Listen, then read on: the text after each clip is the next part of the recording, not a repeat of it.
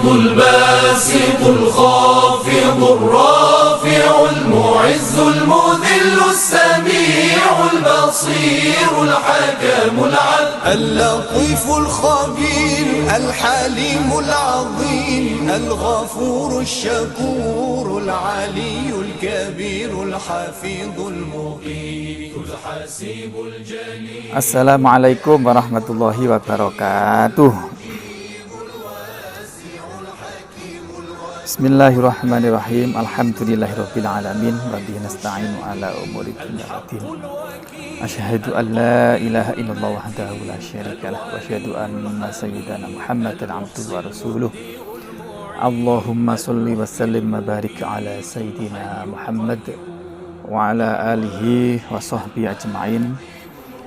Amma ba'du fala haula wala quwwata illa billah. Teman-teman semuanya, mari kita berdoa membaca suratul Fatihah mengawali ngaji ini. Ngaji ini adalah tabarukan Romo Kiai Zaidan Hadi. Semoga apapun ilmu yang kita dapatkan dari beliau, dari Aziyadah, dari Mambul Ma'arif, dari Denanyar, semua berkah manfaat fid-dini wa dunya wal akhirah, nyambung berkah sampai pada Kanjeng Nabi la diniyah wa ila hadratin Nabi Muhammadin sallallahu alaihi wasallam ala wasih wa jami'istai masyayikhina masa masyayikhihim sanna hadrati Habisam Surih Ahmad bin Mas'ud Habisam Surih Musulihim Husana Hadrati Yadi Muhammad Zaidan Hadi Lain Sahib Qaddasallahu sirrahum wa nawadharahum al-wijayatihim atalena min barakatihim syu'uni laylana wa lahumul fatihah a'udhu billahi minasyaitonir rajim bismillahirrahmanirrahim iyyaka na'budu wa iyyaka nasta'in ihdinas siratal mustaqim Wari maghdubi alaihim waladdallin amin. Husanna hadrati mu'allifi hadzal kitab Manzumah Hidayatul Adqiya ila Thariqil Auliya Syekh Zainuddin bin Ali Al-Ma'bari Al-Malibari wa jami' fu'i usulihim qattasallahu sirrahum wa nawwadharihum wa idzati ma'ata'ilana min barakatihim sya'nillah lamul fatihah. A'udzu billahi minasyaitonir rajim. Bismillahirrahmanirrahim. Alhamdulillahirabbil alamin arrahmanir rahim maliki yaumiddin. Iyyaka na'budu wa iyyaka nasta'in. Ihdinas siratal mustaqim. Shiratal ladzina an'amta 'alaihim ghairil maghdubi 'alaihim waladdallin. Amin. Teman-teman sekalian, ini nanti teknisnya mungkin saya bacakan nadhomnya saja. Kemudian nanti sedikit banyak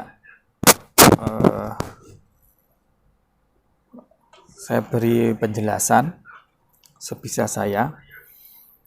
Kitab ini saya pernah ngaji berkali-kali pada Pak Kiai Zaidan, pernah, kemudian Kiai Aziz Mansur, pernah, kemudian pernah juga ke Kiai Zainal Abidin, pesantren Papar Kediri, pesantren apa ya? Al-Huda Al-Jazil ya, Papar Kediri, di sana kilatan. Kemudian kayaknya pernah juga saya ngajarin di Dinia. Di Dinia itu kan di Salalemul Fudola ya. Kurikulumnya kan pakai ini juga. Salalemul Fudola. Itu. Apapun semoga berkah. Ini tabarukan saja, tabarukan, dan yang penting lagi mungkin silaturahimnya ini, teman bisa ketemu dengan teman-teman fosil forum silaturahim asrama Aziyadah, bisa bertemukan di sini. Mungkin teman-teman juga kalau misalnya ingin bertanya di tengah-tengah, silakan saja langsung diputus langsung disampaikan pertanyaan, motong pembicaraan saya juga nggak apa-apa. Gitu. Jadi kalau ingin bertanya, kita diskusi saja lah, kita diskusi. Saya kira teman-teman kan juga nggak berangkat dari nol ya, pernah ngaji semuanya. Ini sama-sama kita mengingat lah apa yang kita terima dari guru-guru kita semuanya. Tadi saya lihat ada Pak Ibrahim. Oke, bismillahirrahmanirrahim. Bismillahirrahmanirrahim. Bismillahi dengan menyebut asma Allah Ar-Rahmani yang Maha Rahman, welas ing dalam dunya lan akhirat, Ar-Rahimi yang kasih sayang di akhirat. Alhamdulillahil muwaffiqi lil ula hamdan yuwafi birrahul mutakamilah. Tsummas sholatu ala rasulil mustafa wal ali ma'sohbin wa tubba'in bila. Alhamdu, adapun semua jenis puja-puji itu lillahi hanya milik Allah. Al-muwaffiqi yang memberikan pertolongan, memberi pertolongan lil a'ula untuk menuju kemuliaan. Hamdan dengan sebuah pujian, yuwafi yang memenuhi apa pujian tadi itu, memenuhi birrohu terhadap semua kebaikan Allah, al-mutakamila yang sempurna. Kiai Musonef di bait pertama ini membaca alhamdulillah menjadi hamdalah atas pertolongan, atas taufik. Taufik itu khalqu qudrati ta'ah. Allah menciptakan, menjadikan kita mampu untuk melakukan ketaatan, itu namanya taufik. Pada dasarnya apapun yang kita lakukan, kebaikan, ibadah, apapun itu semata-mata adalah taufik, pertolongan dari Allah. Karena itu sebetulnya kalau ini kita sadari bahwa semua yang kita lakukan itu, kebaikan apapun yang kita lakukan itu adalah taufik dari Allah, maka kita tidak sempat lagi untuk menyombongkan diri atau bangga terhadap amal kita sendiri. Karena memang semuanya taufik. Anugerah pitulung digampangne oleh Allah Subhanahu wa taala.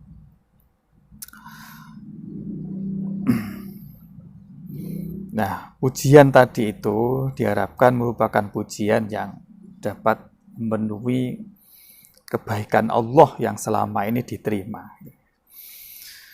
Bismillahirrahmanirrahim.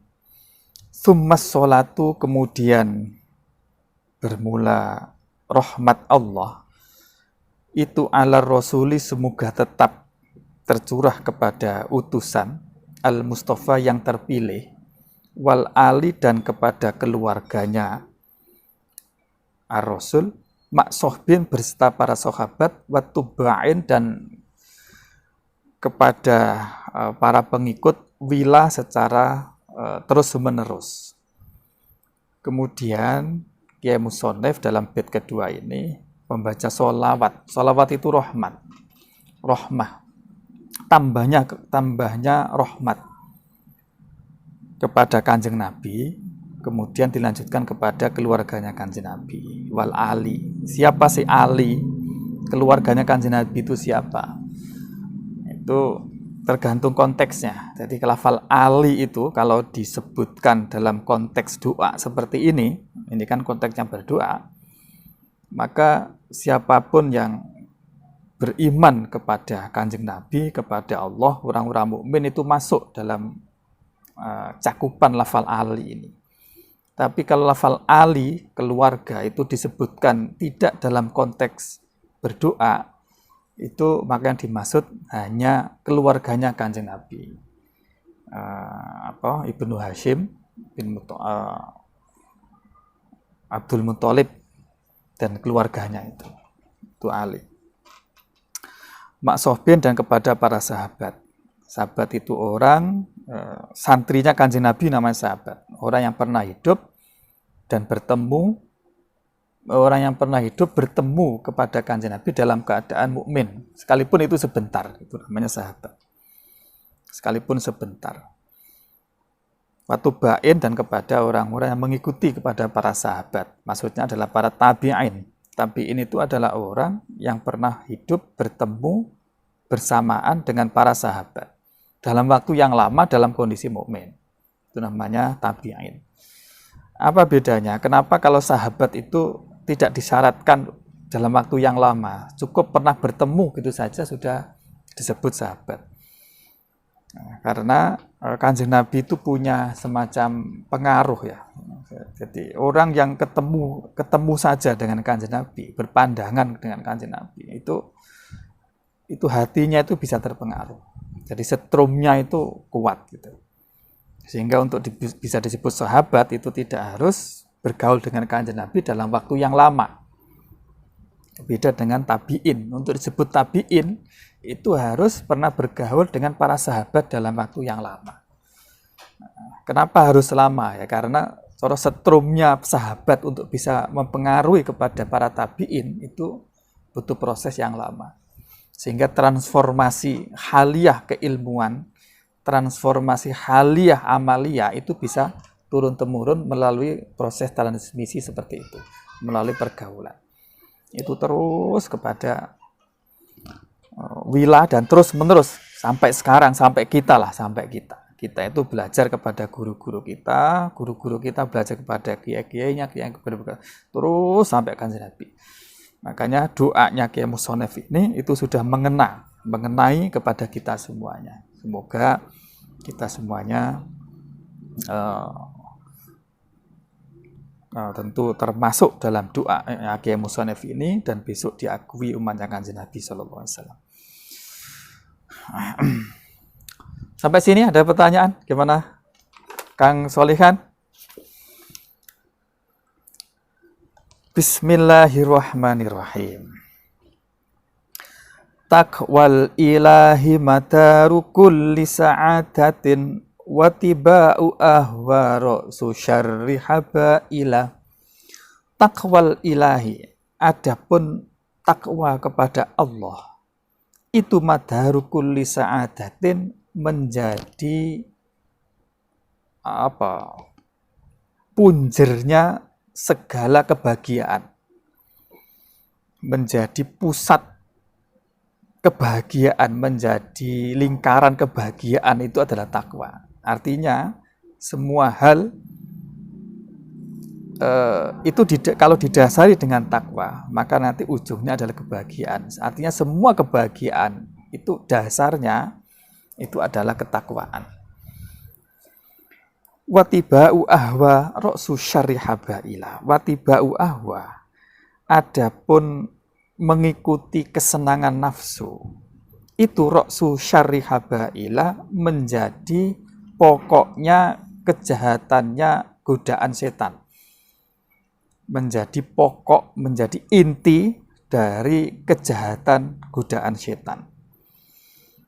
Jadi takwa kepada Allah merupakan dasar, merupakan punjer. Punjer itu apa ya? Inti dari semua kebahagiaan. Artinya apapun yang didasari dengan takwa itu insya Allah ujung-ujungnya nanti adalah kebahagiaan. Nah, sebaliknya watibau ahwa ra'su syarri habaila, mengikuti kepada keinginan nafsu, itu adalah menjadi pokok, menjadi inti dari kejahatan godaan setan. Kejahatan godaan setan. Hawa nafsu itu apa? Hawa nafsu itu apa? Kecenderungan hati terhadap sesuatu yang berlawanan dengan syariat, itu namanya ahwa atau kesenangan nafsu.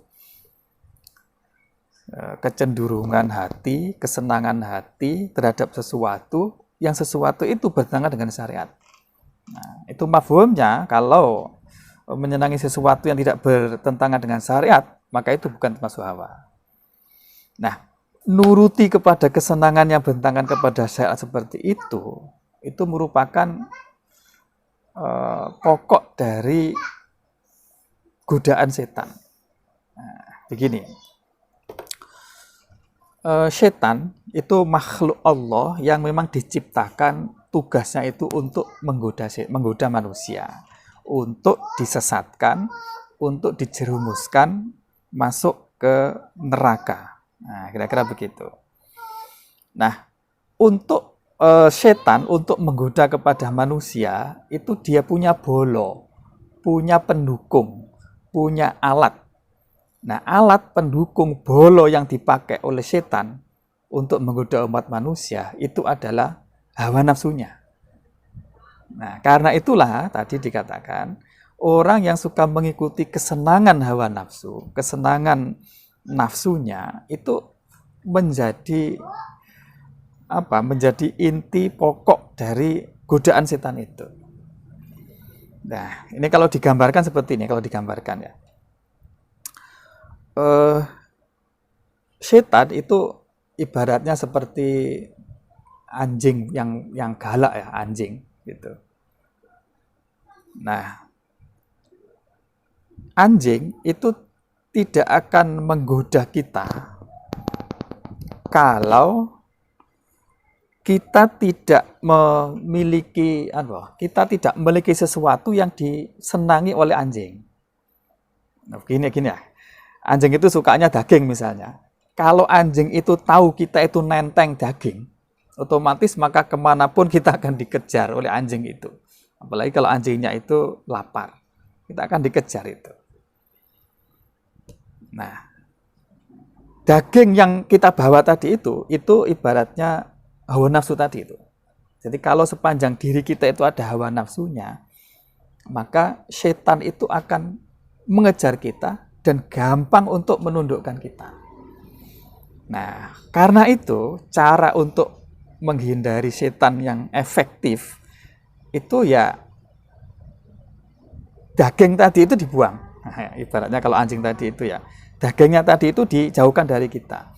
Syahwat hawa nafsu kita itu harus kita kendalikan. Kita jauhkan dari kita dengan cara kita kendalikan. Nah, jadi kalau kita itu sudah mampu mengendalikan hawa nafsu, mengendalikan kesenangan diri sendiri, hawa nafsu, maka setan itu kesulitan untuk menggoda kepada kita karena tidak ada sesuatu yang menarik bagi setan. Nah, sehingga dengan zikir sedikit saja itu setan akan mundur. Nah, karena itulah cara yang kedua untuk menjauhi setan itu dengan cara zikir. Tapi zikir saja itu nggak cukup kalau kita tidak menghilangkan kesenangan nafsu tadi itu. Jadi dua ini mesti ketemu ini. Jadi zikir iya, kemudian berusaha terus-menerus untuk menjauhi kesenangan nafsu itu iya. Sempurna sekali. Nanti setan tidak punya kesempatan lagi untuk menundukkan, menggoda kepada kita karena tidak tertarik. Karena setan ibaratnya anjing tadi itu tidak tertarik lagi kepada kita karena kita nggak ada sesuatu yang disenangi berupa daging tadi itu. Nah, maka sekali anjing itu kita gorak itu apa? Kita usir.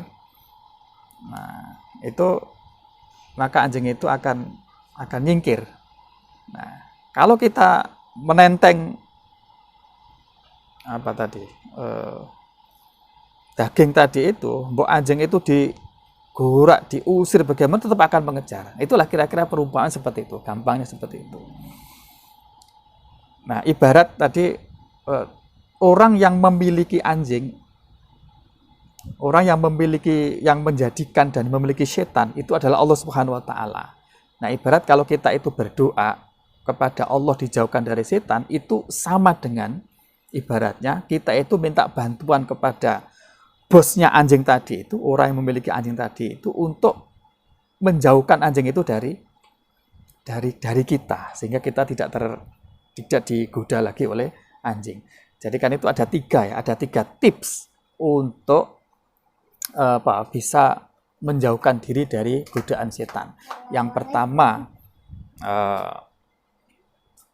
menghilangkan kesenangan nafsu, artinya kita menjauhkan diri dari kesenangan nafsu, atau nafsu itu kita kendalikan sehingga nafsu tidak mengendalikan kepada kita.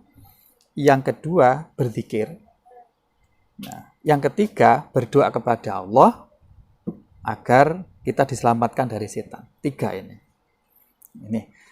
Itulah kenapa tadi itu dalam bait ini separuh bait terakhir tadi watiba'u ahwa ra'su syarihabaila. Jadi mengikuti kesenangan nafsu itu menjadi inti dari godaan setan. Nah, Itu mafhumnya kalau kita balik. Kalau kita bisa mengendalikan keinginan nafsu ini, maka setan tidak bisa berkutik lagi untuk menggoda kita. Itulah kira-kira praksisnya untuk mengamalkan bait ini. Oke. Bismillahirrahmanirrahim.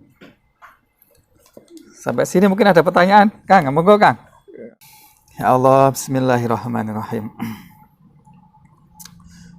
Dan nanti teman-teman kalau ingin mendapatkan penjelasan lebih detail apa yang saya sampaikan tadi itu bisa dicek di kitab Sirajul Thalibin, caranya Minhajul Abidin ya. Itu bagus sekali penjelasannya. Dan saya nggak kurang begitu pandai menjelaskan. Ya, kita teman-teman bisa cek sendiri. Bismillahirrahmanirrahim. Innat tariqa syari'atun wa tariqatun wa haqiqatun fasma' laha ma mutsila. Innat tariqa, sesungguhnya jalan menuju kepada Allah. Itu syari'atun berupa syariat, wa tariqatun dan berupa tariqah, wa haqiqatun dan berupa hakikat. Karena itu fasma', maka dengarkanlah olehmu, mendengarkan laha terhadap syariat tariqat hakikat tadi itu, mendengarkan ma terhadap apa saja, mutsila yang akan dicontohkan apa ma. Jadi teman-teman sekalian, pada dasarnya kita semuanya diciptakan oleh Allah itu adalah tujuan akhirnya itu adalah untuk beribadah menuju kepada Allah. Menuju bisa bertemu kembali kepada Allah, menghadap kepada Allah. Bisa bertemu kepada Allah. Jadi konteks kehidupan kita di dunia ini sebetulnya apapun yang kita lakukan itu adalah dalam kerangka untuk menuju kepada Allah. Kira-kira begitu. Nah, menuju kepada Allah seperti itu, jalannya itu ada 3 serangkai. Pertama disebut syariat, thariqat, kemudian hakikat. Nah, apa maksudnya masing-masing ini?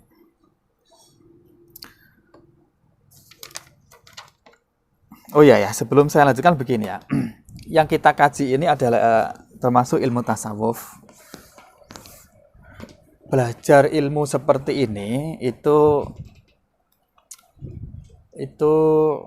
mesti mesti syariatnya harus kuat ya.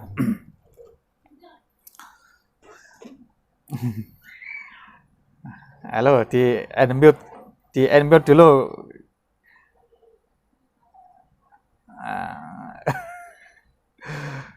Halo Hanif,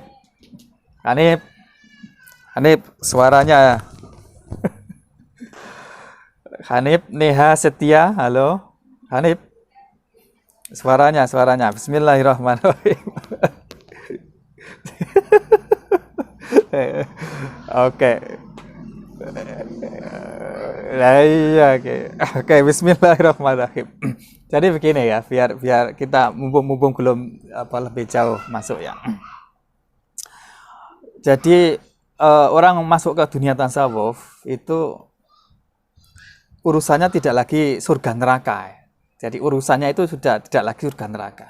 Kalau hanya ingin selamat dari neraka, ingin masuk surga, itu modal iman Islam cukup. Jadi saya ulangi ya. Jadi belajar tasawuf itu sudah tidak lagi yang kita kejar, itu tidak lagi sekedar surga dan ingin dihina dari neraka, tidak itu. Lebih dari itu. Kalau hanya ingin masuk surga, cukup modal iman Islam, terus kemudian ngelakoni taat, sudah selesai. Nah, orang masuk di dunia tasawuf itu lebih dari itu yang diinginkan. Apa? Yaitu bisa hidup berdekatan dengan Allah, bisa kelak di akhirat menghadap Allah, bisa melihat Allah setiap hari, setiap detik, bisa bersama dengan Allah kelak di akhirat. Nah, itu jalannya ya tasawuf. Nah, untuk menuju ke sana, bisa menghadap kepada Allah, hidup dekat dengan Allah, kemana-mana merasa dekat dengan Allah, kemudian bahkan makrifat kepada Allah, bisa melihat Allah. Melihat Allah itu bukan berarti Allah dalam bentuk jenggereng apa, bukan begitu ya. Melihat Allah maksudnya melihat apapun yang kita lihat di dunia ini itu dikembalikan kepada Allah atau Allah ada di situ. Di situ artinya tidak lepas dari qadha, takdir dan iradah Allah. Itu begitu mancep di dalam diri kita. Itu namanya ma'rifat kepada Allah. Nanti banyak sekali lah nanti ya. Nah, jadi kita masuk di belajar seperti ini, belajar di ilmu tasawuf seperti ini, itu sudah tidak lagi urusannya sekedar surga neraka, tidak.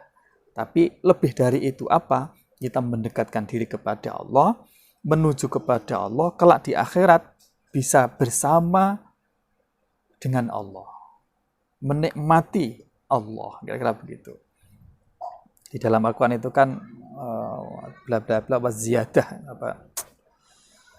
orang mukmin itu nanti masuk surga dan ada tambahannya, waziyadah, tambahannya apa? Ya tambahannya itu melihat kepada Allah bersama fi hadratillah, gitu.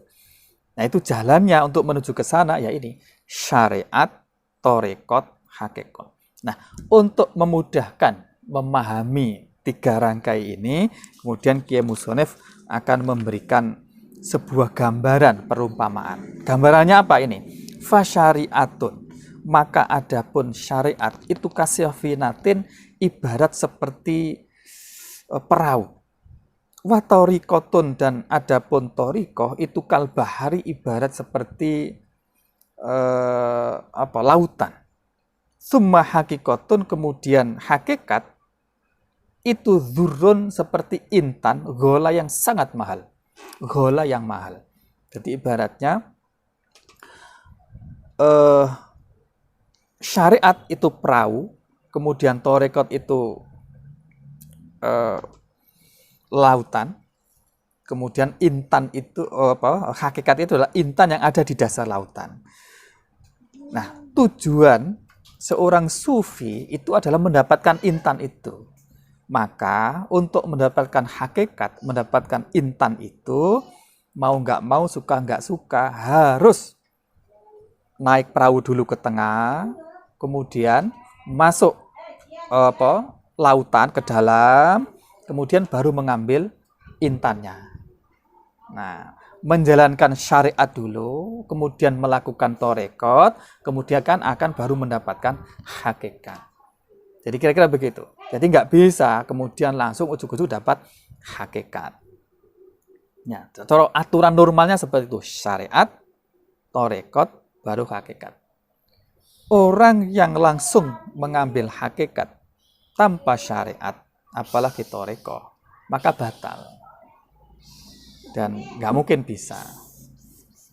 Nah, kecuali kalau dikehendaki oleh Allah, apa yang disebut dengan majdzub, ya, majdzub. Majdzub itu orang yang sudah sampai tingkat hakikat, sudah sampai tingkat mengenal Allah, tahu Allah, karena dikehendaki oleh Allah. Jadi dia langsung dipanggil oleh Allah, menuju Allah, tapi tanpa melalui proses. Dia langsung dipanggil, langsung diangkat menuju kepada Allah. Ini yang dimaksud dengan biasanya disebut wali majdzub, wali jadzab. Orang-orang jadzab itu seperti itu. Jadi dia mengenal Allah, makrifat kepada Allah itu dengan cara langsung dipanggil oleh Allah. Nah, ketika dipanggil langsung menuju kepada Allah tadi itu, maka mestinya akal itu harus dilepas. Akal harus dilepas, nggak bisa dinalar. Kalau menggunakan akal, maka akal bisa hang. Bisa jebol, akalnya bisa jebol, bisa hang. Kemudian jadilah gila itu. Jadi jadzab itu sebetulnya yang nggak sadar-sadar itu sebetulnya ya karena akalnya hang. Akalnya hang. Jadi ibarat seperti ini ya. Mungkin presiden di istana. Oh, itu kan mewah begitu, kira-kira begitu. Nah, orang yang bisa menghadap kepada presiden di dalam istana itu macam-macam caranya.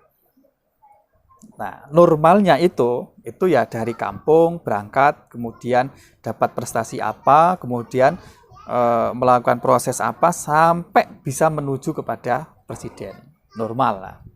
Jadi dia melakukan sesuatu yang hebat sehingga diakui oleh orang banyak, kemudian dia sampai bisa ketemu kepada presiden. Itu yang pertama, yang normal.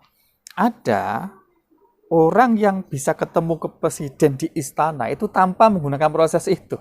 Langsung dipanggil dari orang kampung, dari pojok di daerah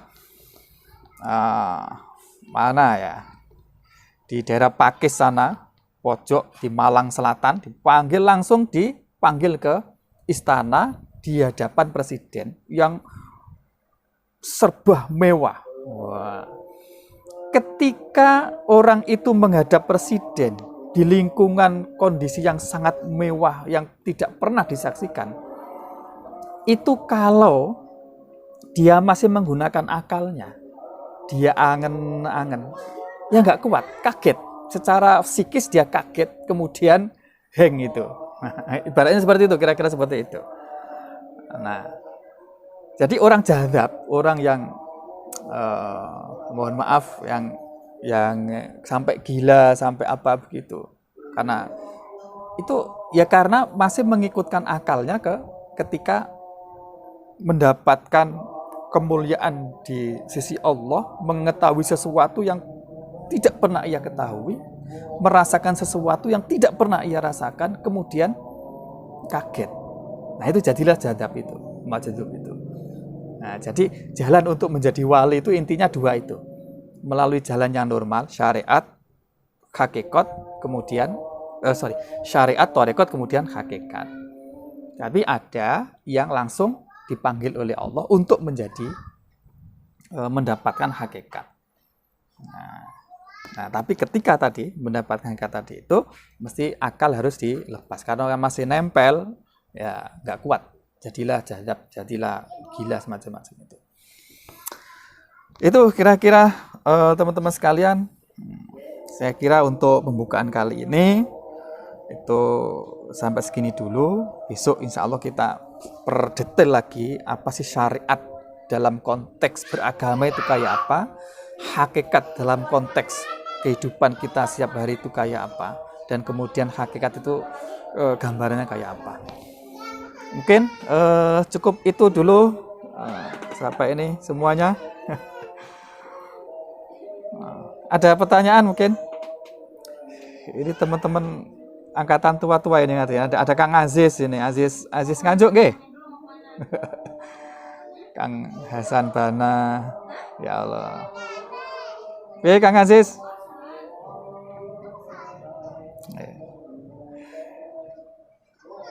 Cukup, bagaimana Mbak Maulida? Halo. Mbak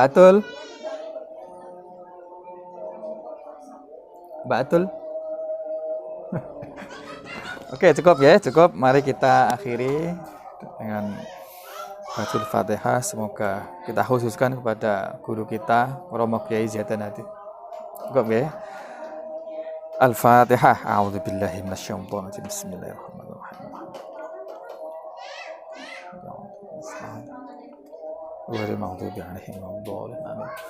Akhirul kalam, wal muwaffiq. Wassalamualaikum warahmatullahi wabarakatuh.